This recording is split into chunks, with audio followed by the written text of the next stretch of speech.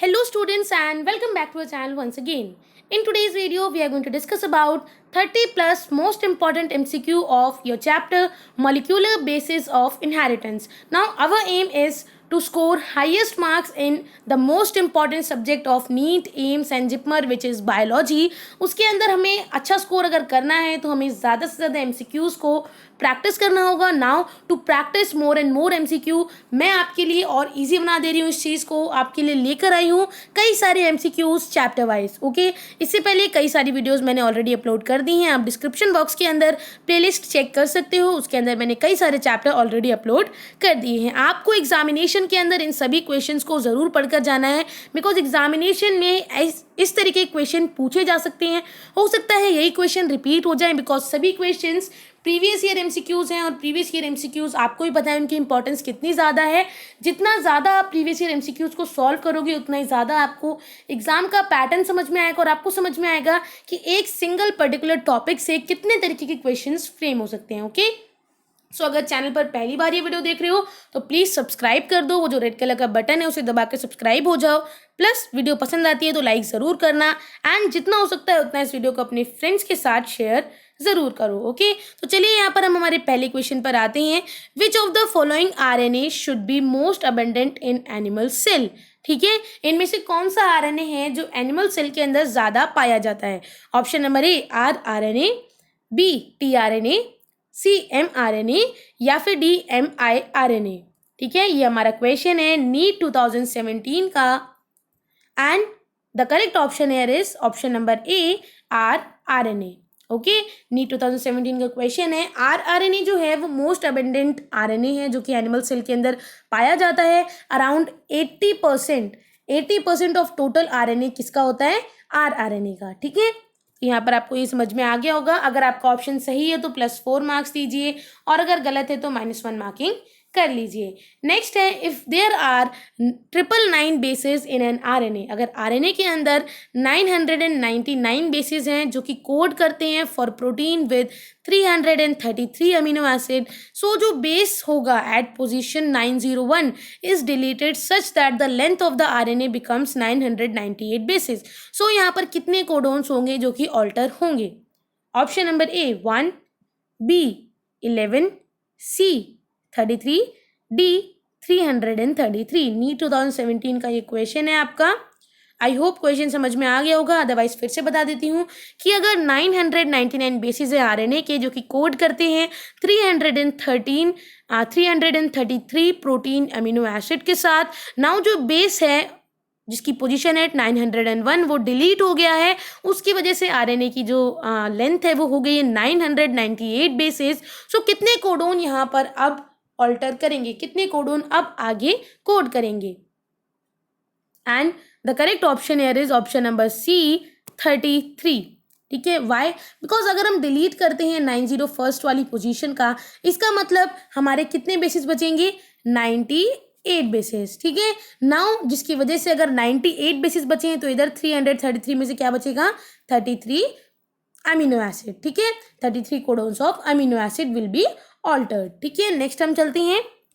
हमारा next question है DNA fragments are. Option number A positively charged, B negatively charged, C neutral या फिर D either positive और negative charge depending on their size. NEET 2017 का ये question है and the correct option here is option number B negatively charged. ठीक है, जो DNA fragments होते हैं वो नेगेटिवली चार्ज होते हैं because of what, because of their phosphate group. Okay, next हम चलते हैं फोर्थ क्वेश्चन की तरफ. The association of histone H1 with a nucleosome indicate. Option number A transcription is occurring, B DNA replication is occurring, C the DNA is condensed into a chromatin fiber या फिर D the DNA double helix is exposed.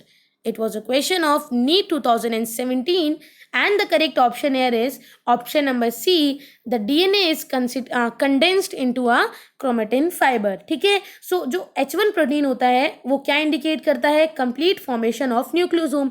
इसीलिए जो DNA है वो यहाँ पर condensed form में दिखेगा. नेक्स्ट है spliceosomes are not found in cells of. Option number A plant, B fungi, C animals and D bacteria. Spliceosomes आपको किस सेल के अंदर नहीं देखने को मिलेंगे? नीट 2017 का ये क्वेश्चन है and the correct option here is option number D, bacteria. ठीक है, स्प्लाइसोसोम्स जो हैं वो यूज होते हैं ताकि हम इंट्रॉन्स को रिमूव कर सकें during post transcriptional process of HNRNA in eukaryotes. ठीक है, ताकि हम जो स्प्लिट जीन्स हैं वही वहां पर एब्सेंट रहें एज द प्रोकैरियोट्स। ठीक है, नेक्स्ट है during the DNA replication Okazaki fragments are use to elongate. Option number A, the leading strands towards replication fork, B है the lagging strand towards replication fork, C है the leading strands from replication fork and D the lagging strand away from the replication fork. And the correct option here is option number D, the lagging strand away from the replication fork। जो आपके दो DNA polymerase होते हैं वो work करते हैं एक साथ एक सिंगल DNA फोर्क के ऊपर। ठीक है, one on the leading strand and other one on the lagging strand. Now Okazaki जो आपका फ्रेगमेंटेड है जिसके अंदर DNA पॉलीमरेज काम कर रहा है वो कहाँ पर कर रहा है? लैगिंग स्ट्रैंड पर। ठीक है, from 5 to 5 prime to 3 prime. Okay, now जो नया ओकाजाकी फ्रेगमेंट होगा जो अपीयर होगा रेप्लिकेशन फोर्क के दूसरे ओपन वाले साइड पर, तो आपको जो पहला वाला ओकाजाकी फ्रेगमेंट होगा वो अपीयर होगा रेप्लिकेशन फोर्क पर और जो उसकी डायरेक्शन होगी वो होगी away from the replication fork. ठीक है, नेक्स्ट है the final proof for DNA as the genetic material came from the experiment of. जो फाइनल प्रूफ निकल के आया था जिसने प्रूव किया था कि भाई DNA ही वो जेनेटिक मटेरियल है जो from one parent to the offspring transfer हो रहा है, from one generation to other generation transfer हो रहा है। ये क्वेश्चन है नीट 2017 का, किसके एक्सपेरिमेंट ने हमें फाइनल प्रूफ दिया था? Option number A, Griffith, B Hershey and Chase, C Avery, MacLeod and McCarty, या फिर D Hargobind Khorana. And the correct option here is option number B, Hershey and Chase. Hershey और Chase का जो experiment था उन्हीं ने हमें प्रूफ दिया था जिसकी वजह से हमें ये पता चला था कि प्रोटीन और DNA में से कौन जेनेटिक मटेरियल है। ओके, और हमें ये पता चला था कि जेनेटिक मटेरियल DNA ही है। नेक्स्ट है DNA dependent RNA polymerase catalyses transcription on one strand of the DNA which is called the. Option number A, alpha strand, B anti strand, C template strand, या फिर D coding strand. It was a question of NEET 2016। ठीक है, जो DNA dependent RNA polymerase है वो transcription करेगा DNA के किस स्ट्रैंड के पास? The correct option here is option number C, template strand पर ही ट्रांसक्रिप्शन होगा। नेक्स्ट है a molecule that can act as a genetic material must fulfil the trait given below. ठीक है, एक वो मॉलिक्यूल जो कि जिसे हम जेनेटिक मटेरियल मान सकते हैं उसको कुछ कंडीशंस को फुलफिल करना होगा। ठीक है, और वो कंडीशंस क्या होंगी वो है अलग बात है, लेकिन एक्सेप्ट कोई एक कंडीशन बतानी है जो यहाँ पर नहीं होनी चाहिए। Option number A, it's should be unstable structurally and chemically, B it should provide the scope for slow changes that are required for evolution, C, it should be able to express itself in the form of Mendelian character, या फिर D, it should be able to generate its replica। It was a question of NEET 2016 and the correct option here is option number ए। देखो ये गलत है, यानी कि simple सी बात है, आपको पूछा गया है कि जेनेटिक मटेरियल को कुछ कंडीशन फुलफिल करनी होगी अगर उसे किसी भी एक मॉलिक्यूल को जेनेटिक मटेरियल कहलाना है। जैसे कि DNA है तो DNA के कुछ पर्टिकुलर ट्रेट्स हैं इसलिए उसको जेनेटिक मटेरियल कहा जाता है, वरना RNA क्यों ना जेनेटिक मटेरियल बन जाता, राइट? तो यहाँ पर कुछ ट्रेट्स लिखी हुई हैं with respect to that molecule which can be called as genetic material. तो क्या वो एक कंडीशन है, इसमें से कोई एक स्टेटमेंट गलत है, उस स्टेटमेंट को आपको पहचानना है। तो वो है हमारा ए ऑप्शन कि भाई जो हमारा मॉलिक्यूल है उसको अनस्टेबल होना चाहिए स्ट्रक्चरली और केमिकली, जो कि बिल्कुल गलत है। ठीक है, नेक्स्ट है the equivalent of a structural gene is. Option number A, operon, B recon, C muton and D cistron. So हमारा जो स्ट्रक्चरल जीन है उसका इक्विवेलेंट क्या है? नीट 2016 का क्वेश्चन है and the correct option here is option number D, cistron. Next है the mechanism that causes a gene to move from one linkage group to another is called. वो कौन सा मैकेनिज्म है जिसके वजह से एक जीन एक लिंकेज ग्रुप से दूसरे लिंकेज ग्रुप में मूव कर जाता है? The option number A, translocation, B crossing over, C inversion and D duplication. NEET 2016 का ये क्वेश्चन है And the correct option here is option number A, translocation. Okay. Next है Taylor conducted the experiment to prove semi-conservative mode of chromosome replication on. ठीक है, ये आपके scientist हैं, इनसे पूछा गया है, आपसे पूछा गया है कि उन्होंने एक्सपेरिमेंट किया था क्या प्रूव करने के लिए, semi conservative mode of chromosome replication, और किसके ऊपर किया था आपको वो बताना है यहाँ पर. नी 2016 का ये क्वेश्चन है. Option number A, Drosophila melanogaster, B E coli, C vinca rosea, या फिर D vicia faba. And the correct option here is option number D, Vishya Feba. Okay. Next हम चलते हैं. Which one of the following is the starter codon. Now इनमें से starter codon कौन सा है.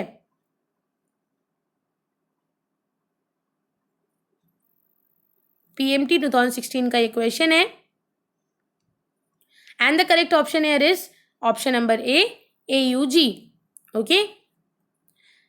नेक्स्ट है which of the following is a restriction endonuclease. Option number A, Hind second, B protease, C DNAs, D RNAs. And the correct option here is option number A, hence second.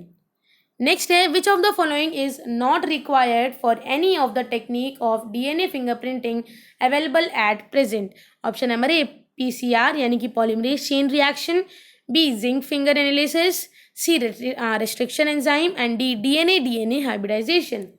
It was a question of AIPMT 2016 and the correct option here is option number B, zinc finger analysis.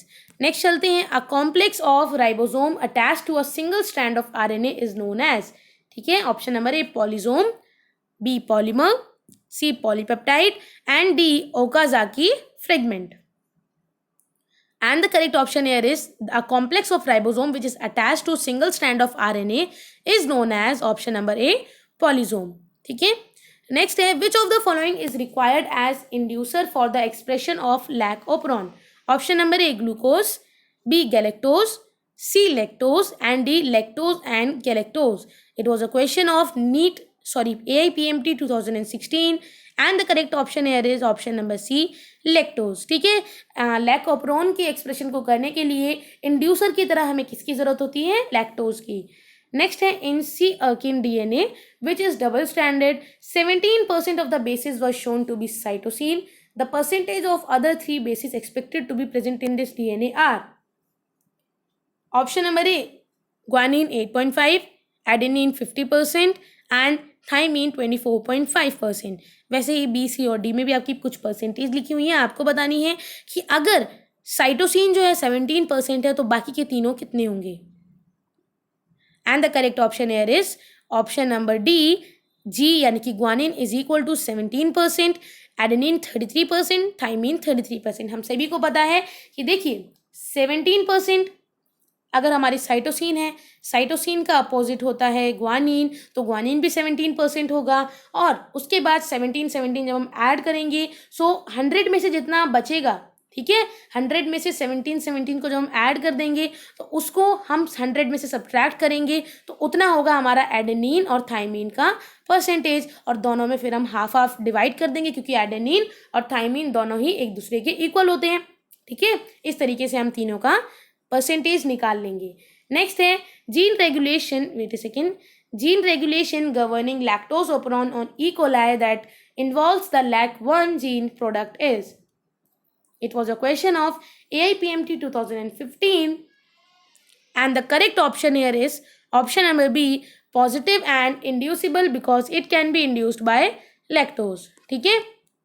Next है transformation was discovered by option number A, Griffith, B, Watson and Crick, C, Michelson and Stale, या फिर D, Hershey and Chase. And the correct option here is option number B, Griffith. Okay. Next है which one of the following is not applicable to RNA. AIPMT 2015 का ये question है. Option number A Chargaff's rule, B complementary base pairing, C 5 phosphoryl end 3 hydroxyl end, या फिर D heterocyclic nitrogenous base. And the correct option here is option number A, RNA के ऊपर चारगॉफ rule apply नहीं होता है. ठीक है. Identify the correct order of organization of genetic material from largest to smallest. The AIPMT 2015 का ये question है। आपको बताना है जेनेटिक मटेरियल के अंदर जो हम ऑर्गेनाइज करते हैं, ठीक है, उनके परसेंटेज के ऊपर आपको ऑर्गेनाइज करना है कि सबसे ज़्यादा बड़ा लार्जेस्ट क्या है और स्मॉलेस्ट क्या है। And the correct option here is option number D, सबसे बड़ा genome, then chromosome, then chromosome. देखो सबसे बड़ा जीनोम होता है, जीनोम के अंदर होते हैं क्रोमोसोम, क्रोमोसोम के अंदर बहुत सारे जीन, और जीन के अंदर एक जीन के अंदर बहुत सारे न्यूक्लियोटाइड। तो बड़े से छोटा यहाँ पर किया गया है, ठीक है। नेक्स्ट है the cutting of DNA at specific location became possible with the discovery of. Option number A ligases, B restriction enzyme, C probes, या फिर डी सिलेक्टेबल मार्कर्स। ये भी AIPMT 2015 का क्वेश्चन है। नाउ हम एक पर्टिकुलर DNA को स्पेसिफिक लोकेशन से अब इसलिए कट कर सकते हैं बिकॉज हमारे पास अब है option number B restriction enzyme, जिसका काम होता है कटिंग का, ओके। नेक्स्ट है the term linkage was coined by, ठीक है, टर्म लिंकेज जो है वो किसने दिया था। Option number A W Sutton, B TH Morgan, C T Boveri, या फिर D G Mendel. The AIPMT 2015 का क्वेश्चन है and the correct option here is option number B TH Morgan, ठीक है। नेक्स्ट है select the correct option, direction of reading RNA synthesis of the template DNA, ठीक है। Option number A 5' to 3', 5' to 3', B 3' to 5', 3' to 5', C 5' to 3', 3' to 5', या फिर D 3' to 5', 5' to 3'। Tongue twister हो गया है तो, ठीक है। So the correct option here is, हमारा जो सीक्वेंस रहेगा वो रहेगा, 2 स्ट्रैंड होंगे, ठीक है, 2 स्ट्रैंड होंगे 5:3 एंड 5:3, इस तरीके से 5:3, 3:5, ठीक है। नेक्स्ट हम चलते हैं, which one of the following is wrongly matched, इसमें रॉन्ग किसको मैच किया गया है। Option number A repressor protein, it binds to operator to stop enzyme synthesis, B operon, it is a structural gene operator and promoter, c transcription, it is the process of writing information from DNA to tRNA, and d translation, using information in mRNA to make protein। तो wrong किसको match किया गया यहाँ पर, it was a question of PMT 2014 and the correct option here is transcription एक वो process नहीं है जिसमें हम DNA की इंफॉर्मेशन को tRNA पर लिखते हैं। ट्रांसक्रिप्शन एक वो प्रोसेस है जिसके अंदर हम DNA जो है हमारा उसको कन्वर्ट करते हैं RNA के अंदर, ठीक है। और ट्रांसलेशन वो प्रोसेस है जिसके अंदर RNA को कन्वर्ट करते हैं आगे प्रोटीन के अंदर, ओके। नेक्स्ट है in lac operon lactose act as, option number A inducer, B coinducer, C repressor, and D corepressor. Lac operon के अंदर लैक्टोज जो है वो किस तरह काम करता है, and the correct option here is option number A as an inducer. Next है frame shift mutation occurs when, option number A base is deleted और added, B base is added, C base is deleted, या फिर D anticodons are not present. So हमारी frame shift mutation कब होती है, AIIMS 2002 का ये क्वेश्चन है and the correct option here is option number A, जब बेस डिलीट या फिर ऐड होता है, ओके। नेक्स्ट है types of RNA polymerases operative in eukaryotes are, option number A 4, B 3, C 2 and D 1, ठीक है। कितने टाइप ऑफ RNA पॉलीमरेज होते हैं जो कि यूकैरियोट्स के अंदर ऑपरेटिव होते हैं, and the correct option here is option number B 3, okay. Next है which enzyme will be produced in a cell in which there is a nonsense mutation in the LAC-Y gene, option number A B galactosidase, B lactose permease, यहाँ पर beta है, sorry B नहीं है, C है transacetylase, and D lactose permease and transacetylase. NEET 2013 का ये question है and the correct option here is option number A beta galactosidase, ठीक है।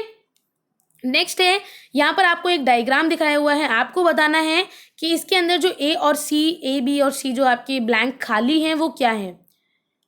सबसे पहले DNA है, उसको चेंज किया गया है mRNA के अंदर, तो ये कौन सा प्रोसेस होगा। उसके बाद mRNA को चेंज किया है प्रोटीन के अंदर, ये कौन सा प्रोसेस होगा।